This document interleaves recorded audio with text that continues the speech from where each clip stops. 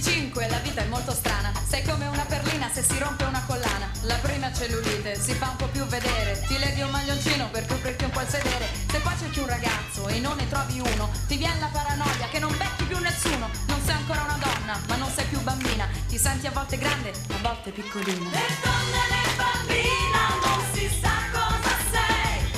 Signora o signorina, né per tu né per lei. Né donna né bambina, non si sa cosa vuoi. I sogni tuoi di prima, forse adesso non puoi.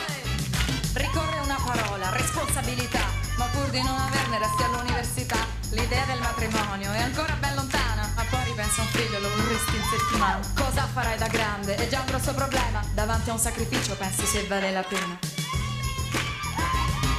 E non ti piace niente, e poi vuoi fare tutto. Di ogni decisione pensi sempre al lato brutto. E intanto il tempo passa e tu non ti decidi. E c'è la società che ti propone i suoi suicidi. E se non scegli niente, ti senti una fallita. Ed improvvisamente pensi che sei già finita. Né donna né bambina, non si sa cosa sei. Signora o signorina, né per tu né per lei. Né donna né bambina, non si sa cosa vuoi. I sogni tuoi di prima, forse adesso non puoi.